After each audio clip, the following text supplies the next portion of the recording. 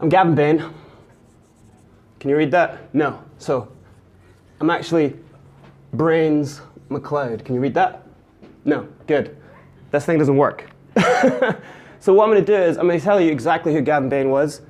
I'm just a rapper. Okay, I was a freestyler. I would battle rap. Didn't really get anywhere. Came down to a record audition, and as a Scottish rapper. Actually, I'm born in South Africa. It's not really marketable. In Scotland, even less marketable. So at a record audition, I was told by 3 members of the major label industry that I would never, ever, ever, ever, ever, ever, ever make it in music. Because, like Raj said, I don't have an interesting story to tell. Who's going to buy a Scottish rapper? Who's going to buy a South African rapper? Okay, so the music industry, I'll do this a little bit neater,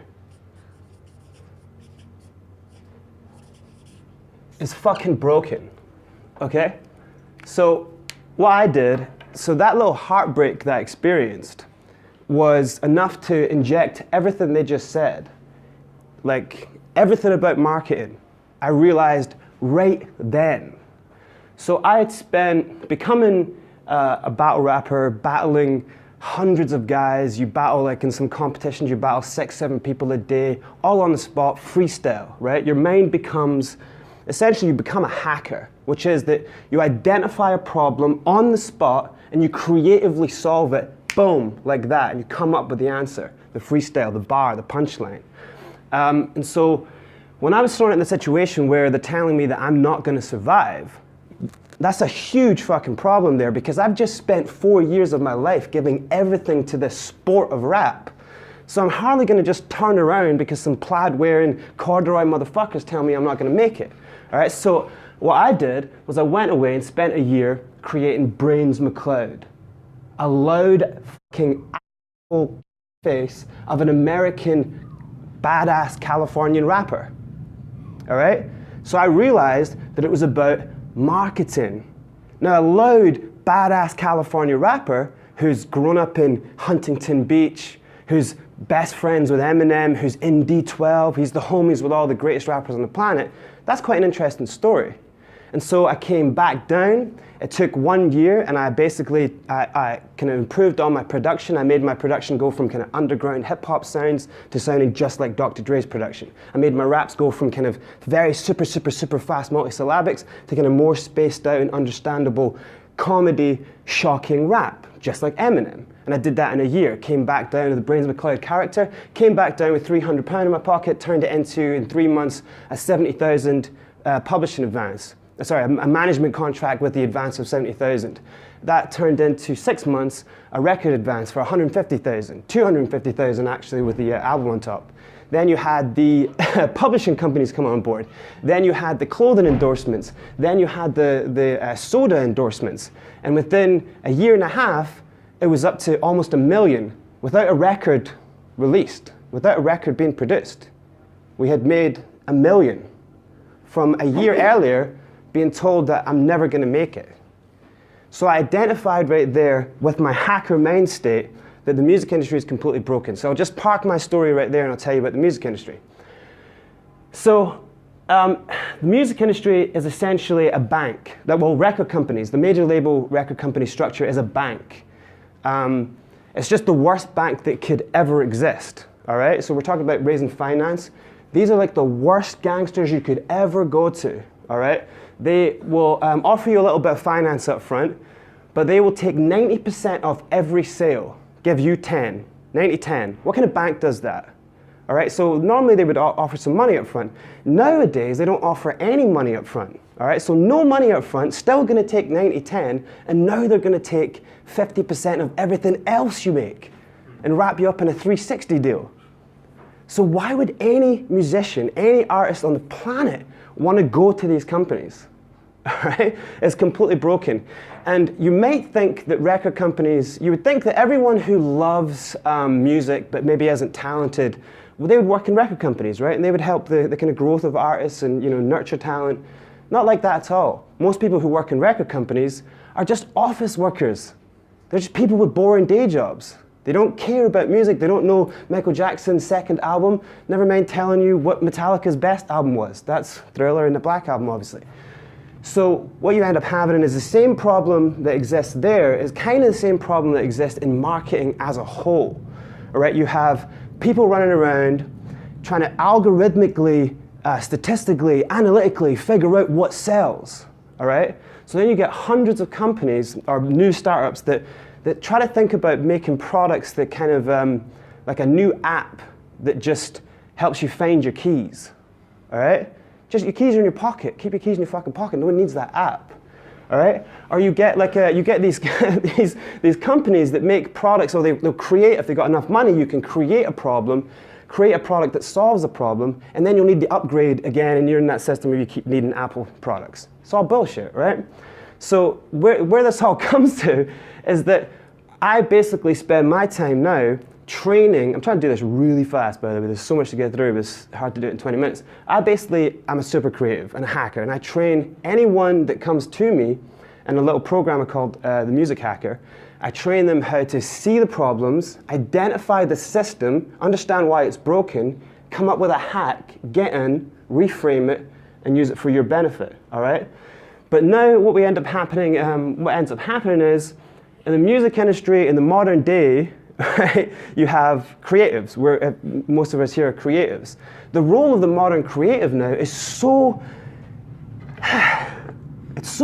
unbelievably broken, all right? Because when you go anywhere to get finance in this industry, or in any kind of industry, you come up against a really horrifying question. And the question is, what's your social numbers like? Any company you go to try to raise finance or try to get money behind a project, that's the question you get. All right. So once upon a time in the music industry, you could pick up a guitar, you could pick up the microphone, a beat machine, a drum set. You could become a good band. You go play live. You do a really great show. You become you master your talent. And someone would be in the audience like Alan McGee, and he'd be like, "Wow, you guys are amazing. I'm going to help you get to the top of your career for a little bit of the profits." And boom, you become Oasis. That just doesn't happen now, because at every one of these companies, you don't get people who are looking for talent or looking for great ideas. No one takes the risk. There's no risk takers in any of these businesses anymore. What you get now are bean counters. The managers, the lawyers, the A&Rs, they're all just counting beans. So there's three problems with that. all the social numbers, followers, subscribers, they can all be hacked, they can all be bought, all right? So what happens a lot of the time is that record companies end up signing artists who, look like they're doing really well, but they actually don't have those numbers. And then what the record companies do with Vevo and YouTube is they buy the signed artist 20 million views. So we see an artist will come out with a music video and 2 weeks online and it's got 20 million views. And then they scratch their head wondering why no one's coming to the gigs, because they've lied, the artist has lied, there's no fans. All right, so the records don't sell. Of course, there's no fans there. You haven't grown with your audience. Second problem with that is that the people who have the biggest numbers on social media aren't exactly the most talented people. I mean, Rebecca Black has 117 million views on a video Friday. She's obviously tragically, terminally untalented, and that video is sitting there at 117 million views. I mean, if it's all about the views, just sign Milo Yiannopoulos. Make him do a racist, sexist dance anthem. Put PewDiePie in a Hitler outfit and make him do a rap song. If it's all about the views, it becomes too easy. We become the bottom-feeding society.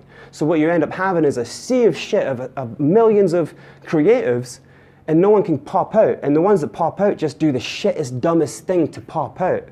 Do you know what I mean?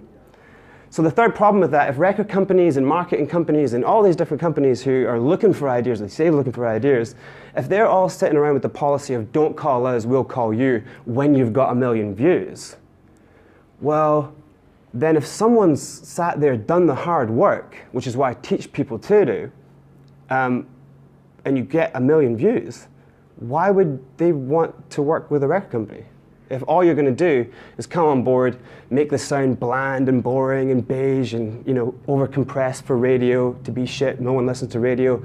If that's the type of thing that happens, Why do you need that kind of investment? Why, if you're going to get 1 million views on a product that you're working on or a great idea that you had, that 1 million views can translate into quite a lot of money. You're obviously doing pretty well. You're a good marketer at that point. Why would you then join forces with a company that's going to take 90% of the sale and then take all your other merchandise? It doesn't make any sense. So those industries are completely, utterly broken, all right?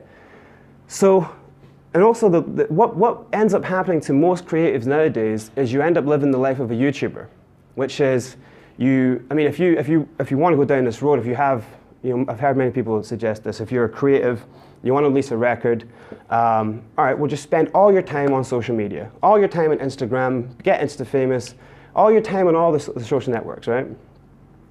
What you end up living is, and there's an algorithm, right? There's this algorithm. If you upload 52 videos in a year, you will have a substantial amount of subscribers by the end of that year. It's just consistency, all right? Because this new generation of kind of instant gratification, the kind of TV generation, these are not people who want high quality product. They just want to know that the next episode's coming. I got to see that next episode, all right? So what you sacrifice as a YouTuber is quality for quantity. So you just spend most of your time creating volume rather than quality. You stop mastering your craft. You sit inside. You don't go from the stage, the bedroom to the stage. You go from the bedroom to the bedroom and just sit in front of a webcam. And so you fall into that kind of trap of film, edit, cut, paste, film, edit, cut, paste, upload, film, edit, cut, paste, upload.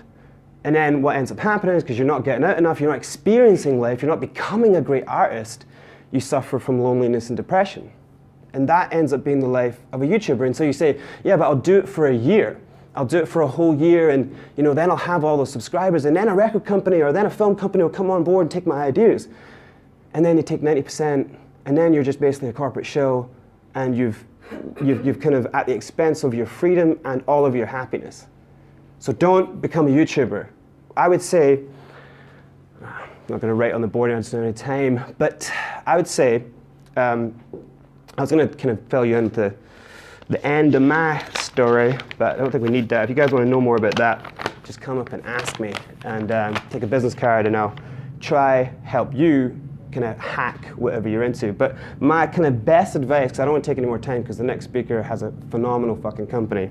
My best advice would be, if you want to be a phenomenal artist, all right, then fall in love with music, love your instrument, and all of this, by the way, can kind of transfer across to any creative thing, all right? Fall in love with your art, master it, okay? Study, and while you're studying, learn about the world, all right? Like Raz was saying, it has to be a personal journey, so you have to become about something, all right? And you have to bring people into your journey, all right? So people would say that records don't sell anymore. Records do sell. They absolutely do sell. They sell when you increase the experience for the fan, okay? So now if you sign to a big corporation or you work with a big agency, your idea gets split across hundreds of thousands of minds, and it loses it gets diluted and diluted all the way down, all right? But if you know your fan base and you're building your fan base, nowadays there's things like Kickstarter and Pledge and Patreon. So for things like Patreon, you can grow and nurture your own fan base inside of a Patreon account, all right? So if you get 100 people, like it's not very hard to get 100 people, and there's a really good concept about the idea of 100 fans. 100 fans in this day and age can be far more beneficiary to you than 1 million views on any platform or 1 million hits on Instagram or whatever. If you have 100 hardcore fans, you work closely with them. So platforms, the best one I've seen so far is something like a Patreon. You get 100 people in. With 100 people, you could be turning over up to 5, 10 grand a month, working on the actual products you want to create. If you want to make an album, you bring them in, you show them everything about the album, you work with them, you help them, they can help you pick the titles, they can give you topics. If you want to make a film, it's a great way to do it as well. So you basically are increasing the experience for the consumer, for the fan. Do you know what I mean? So you grow closer, more natural with them.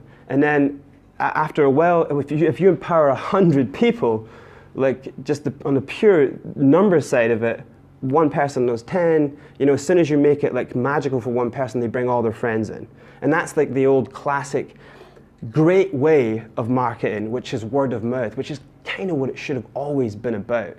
All right, so there is now these platforms that we can use. All right, so just a few little tips I would say about being a kind of original artist. One is don't be a sheep, all right, be a purple cow. No one wants, so in marketing terms, no one wants like another toothpaste brand, all right? We have two major toothpaste brands, all right, and they work. Why is there a shelf full of 20 other toothpaste brands? Do you know what I mean? It doesn't make any sense. No one's walking past those toothpaste brands and looking at anything other than the two main brands, all right? They're already established. And it's the same way with your music. When everything is sounding like this, sound like that, go that way. Everyone's going this way, you go that way. The easiest way to stand out is by going the completely opposite way than everyone else is going. So if everyone's making trap music, don't make trap music. Because it's already, by the time everyone's talking about trap music, it's dead. You know what I mean? So adapt your skills, and your product should always be about what's really inside you. You know, we should be making, and if it isn't, and you're just chasing the fame and the money, then you're just going to make those, you're just going to start up those dreadful companies, another app that finds, you know, your cell phone or your keys. An app that finds your cell phone, that's awesome, that's a great idea. Do you know what I mean? So I'd have liked to have gone into more detail with all this, but I think the better way to do it for someone like me, absolutely, is a Q&A session, to be honest. I probably actually should have just done that. Ask me some questions, motherfuckers, and I'll answer. So I don't know, maybe I should just do that now, actually. What do you want to know? Is there any questions you want to know? No, not you. All right. In Brains Mcloud, yeah. You created Alter Ego, which was a Californian rapper. What did he sound like? Can't tell you that. You'll have to go online and listen to him. If I did, he is slightly dead. I am going to bring him back to life pretty soon. But if I started now, I might turn into that monster, Daryl, and decapitate your head. No, he was just a loud ass. Basically, the reason I created him is because kind of my confidence was quite crushed from, you know, being told that you're never going to make it. But I come from sports. I come from martial arts and football, and I knew that, you know, every single thing to achieve anything is just a matter of time. It's absolutely a matter of time. And I wanted to prove. The reason I created the character is that I wanted to prove that it doesn't actually matter where you're from. You know, like, of course the world is trained to like certain things. And so you have to kind of break through. You can't really just, I didn't want to just grab some attention. I wanted to like smash everyone with a hammer. And so the biggest problem, the long-term problem with what I did, which ended up, you know, I'll close on this, but basically, myself and my partner who did it together, we almost killed each other because we had created a world of lies, and we had created something so big that it was unescapable. And we had made 6 albums on Sony, and they could have released any one of them and they would have been massive, but record companies dropped the ball. And also, if they had released the records, we would have been sued for all the money back. So we created a really horrible situation, a very complicated story, but we created a story. And the reason it wasn't going to work or sell is because I didn't have a story. So then I went and lived a story. And this is the thing about what Andrew just said, is that persistence. It doesn't matter what someone tells you it's not going to work or that you're going to fail in some way. If you absolutely 100% believe in your talent and as a creative, you give yourself no way out, you will just keep going. You'll find a way. It will be sometimes the wrong way. But if you persist and you have 100% belief, you will slowly start to understand things about the kind of statistics about, you'll start to find holes in the market. I would suggest everyone starts learning how to freestyle and battle rap, because you would learn how to see problems, you know, any kind of technical, complicated skills like playing music, flying a jumbo jet if you feel compelled to try that. These are like complex skills that it's all problem solving. You know, so anything you come across will just be another problem, and your kind of the confidence level won't be down because you'll just go, well, the last problem I solved like that. You know, so it's a case of repetition. You know, problem solve, repeat. You know what I mean? Any other question? Good question, Dara. Thank you. So your advice is like to be your own business, like, because usually like most artists would want to just work on your craft like that, and then they don't want to really handle like the business side of it. So I guess. Yeah. Yeah. So for you, it's like artists should be like their own business. They have to learn about that aspect. Absolutely. I mean, and it's one of the hardest things to teach any young artist, because you kind of the way we're all kind of framed to think is that we want accolade and fame and success, when we really should be just looking at, well, we want to entertain, or we want to create amazing products, or we want to feel good about, you know, creating something that works. Like, so you shouldn't rush the process of becoming great at something. But while you're becoming great, you do have time. You know, you can take courses, you can understand markets, you can understand, but you can understand business and markets. But there's really no way you're going to learn until you're in deep. So yeah, it kind of is about being kind of entrepreneurial and understanding that you are a brand, understanding marketing. That's why some of these events are really good, because like some of the stuff that Sally and Raj were saying right there is 100% it. You know, like you have to become a brand. You have to become, you know, it has to work, and you have to be applicable to people. You have to. With me, my number one rule is every single thing has to inspire someone else to do something better. So. Whereas music and rap and all that was like the key skill, it wasn't, you know, it was transferable over a career into, with those skills I could write books, I could write scripts for movies, you can write advertising campaigns, you can write all these things, you can ghostwrite for other people who can't write. You become, you know, kind of capable in all the different areas. So making money then doesn't really become a problem because you're super skilled. And I think if more people concentrated on being super skilled creatives, then it's not too hard to find finance or find income. You know what I mean?